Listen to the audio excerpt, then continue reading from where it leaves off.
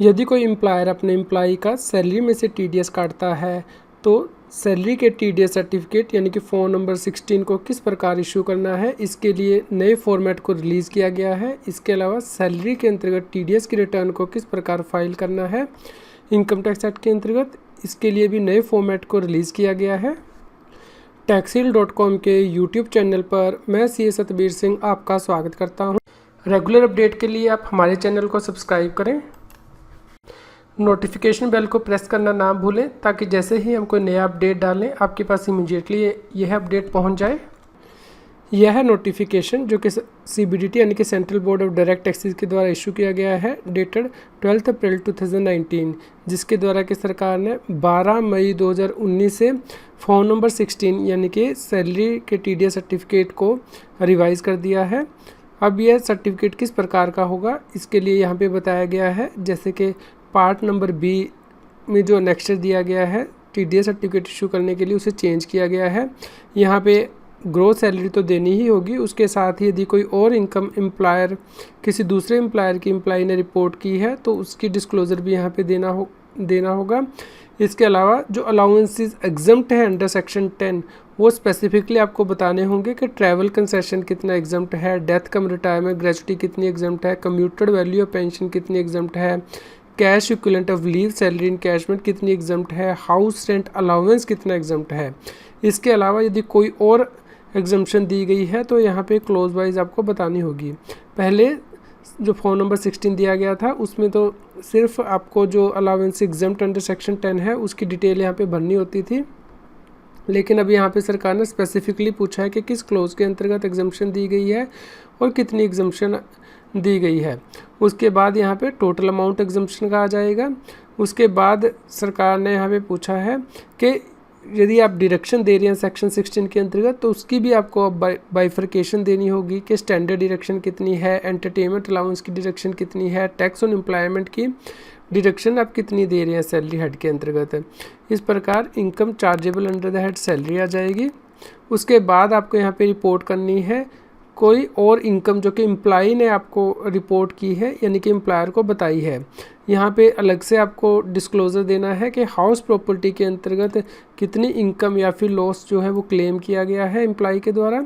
इसके अलावा किसी और हेड के अंतर्गत यानी कि इनकम फ्रॉम अदर सोर्सेज के अंतर्गत कितनी इनकम यहाँ पे ऑफ़र की गई है।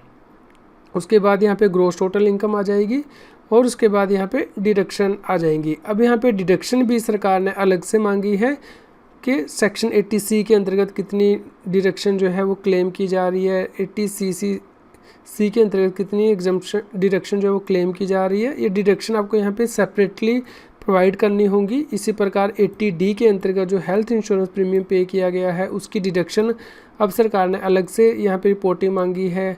हायर एजुकेशन के लिए यदि लोन लिया जाता है तो उसकी इंटरेस्ट की डिडक्शन 80E के अंतर्गत क्लेम की जाती है तो उसकी भी रिपोर्टिंग यहाँ पे सरकार ने अलग से मांगी है। इसके अलावा यदि डोनेशन दिया जाता है तो उसकी डिडक्शन आपको यहाँ पे अलग से रिपोर्ट करनी होगी। सेविंग बैंक का इंटरेस्ट में से डिडक्शन अलाउ की जाती है, उसकी डिडक्शन आपको यहाँ पे अलग से रिपोर्ट करनी होगी। इसके अलावा यदि किसी और सेक्शन के अंतर्गत आप डिडक्शन दे रहे हैं तो यहाँ पे सेक्शन आपको मेंशन करना होगा और यहाँ पे अमाउंट मेंशन करना होगा। उसके बाद यहाँ पे टोटल टैक्सेबल इनकम आ जाएगी और आप उस इनकम के ऊपर टैक्स निकालेंगे। उसके बाद सरकार ने यहाँ पे रिबेट के लिए भी कॉलम दे दिया है कि 87A के अंतर्गत जो आप रिबेट देंगे उसका अमाउंट यहाँ पे आपको स्पेसिफाई करना होगा। उसके बाद जो सरचार्ज होगा यदि एप्लीकेबल है तो यहाँ पे लगेगा और उसके बाद हेल्थ एंड एजुकेशन सेस लगेगा। उसके बाद टैक्स पेबल आपका आ जाएगा और उसके बाद यदि सेक्शन 89 के अंतर्गत रिलीफ क्लेम की गई है तो अमाउंट यहाँ पे आएगा और उसके बाद नेट टैक्स पेबल अमाउंट यहाँ पे आ जाएगा। उसके बाद आपको यहाँ पे वेरिफिकेशन करनी है और फॉर्म को साइन करना है।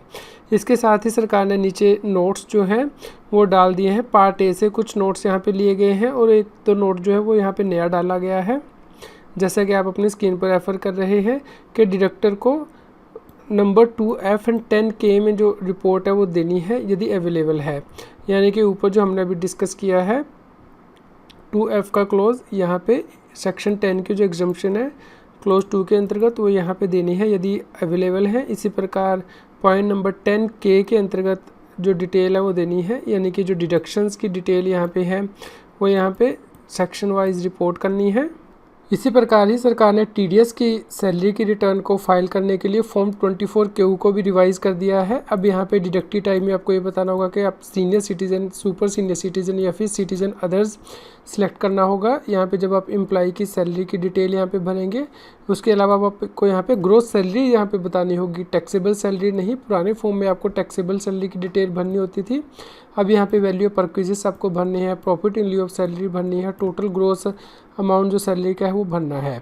उसके बाद आपको यहाँ पे जो और इनकम एम्प्लॉई ने रिपोर्ट की है पुराने एम्प्लॉयर की, वो यहाँ पे भरनी है। ट्रैवल कंसेशन की डिडक्ट जो आपने दिया है अलावेंस, वो यहाँ पे भरना है। डेथ कम रिटायरमेंट ग्रेचुटी की जो अलावेंस दिया है आपने, वो यहाँ पे आपको सेपरेटली रिपोर्ट करना है। कम्यूटेड वैल्यू ऑफ पेंशन अलग से रिपोर्ट करनी है। कैश इक्विवेलेंट लीव सैलरी अलग से रिपोर्ट करनी है। हाउस रेंट अलावेंस की आपको अलग से यहाँ पे रिपोर्टिंग करनी है।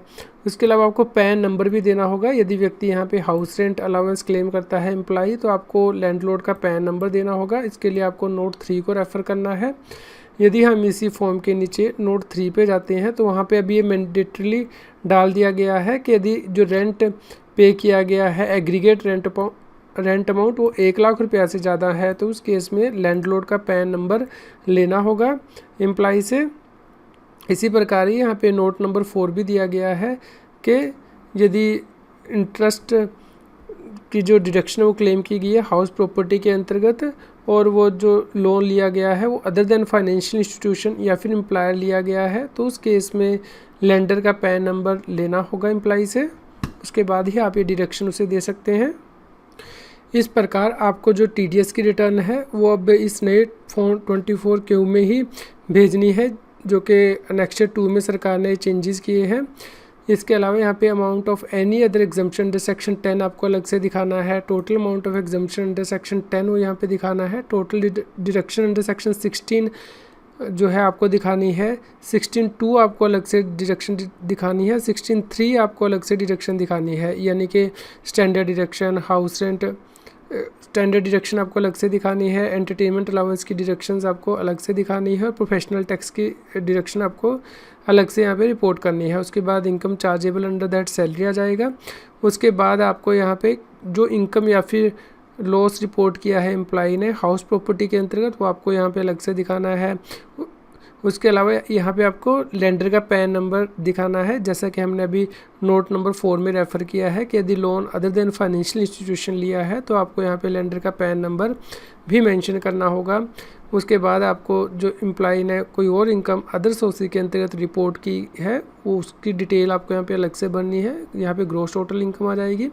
फिर यहाँ पे आपको जो डिडक्शन 80C के अंतर्गत दी है या फिर अदर डिडक्शन जो है, वो भी यहाँ पे आपको सेक्शन वाइज अलग से रिपोर्ट करनी है।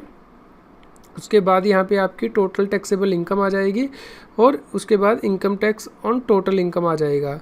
उसके बाद फिर यहाँ पे सरकार ने रिबेट का कॉलम दिया है। आपको रिबेट जो आपने दी है वो यहाँ पे भरनी है। सरचार्ज, हेल्थ, एजुकेशन सेस भरना है टीडीएस की रिटर्न में। इनकम टैक्स रिलीफ यदि क्लेम किया गया है तो वो भरना है, और नेट टैक्स लाइबिलिटी जो है वो यहाँ पे आ जाएगी। उसके बाद आपने जो टीडीएस काटा है पूरे साल में, वो यहाँ पे रिपोर्ट करना है। और उसके बाद जो टीडीएस पिछले एम्प्लॉयर ने काटा है उसकी जो डिटेल है वो यहाँ पे आ जाएगी। उसके बाद जो शॉर्टफॉल है टैक्स का, वो लास्ट कॉलम में आ जाएगा। इस नोटिफिकेशन को डाउनलोड करने के लिए लिंक इस इनकम टैक्स न्यूज़ की वीडियो डिस्क्रिप्शन में भी दिया गया है।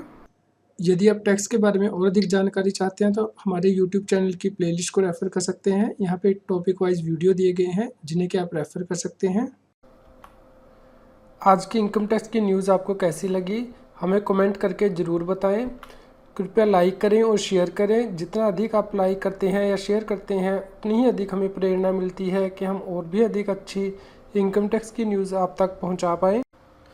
जीएसटी, टैक्स और फाइनेंस के रेगुलर अपडेट के लिए आप टैक्सील की मोबाइल ऐप को गूगल प्ले स्टोर से डाउनलोड कर सकते हैं। इसका लिंक इस वीडियो के डिस्क्रिप्शन में भी दिया गया है। इनकम टैक्स पर कुछ नई बुक्स मार्केट में आ गई हैं, जैसे कि income tax act amended by finance act 2019, direct tax ready reckoner by Vinod K Singhania for assessment year 2020-21, yearly tax digest and reference. इन सभी बुक्स को रेफ़र करने के लिए और ऑनलाइन बाय करने के लिए आप techsil.com की वेबसाइट पे जा सकते हैं। वहाँ पे बुक्स के अंतर्गत new release in book store को रेफ़र कर सकते हैं और इन बुक्स को बाय कर सकते हैं।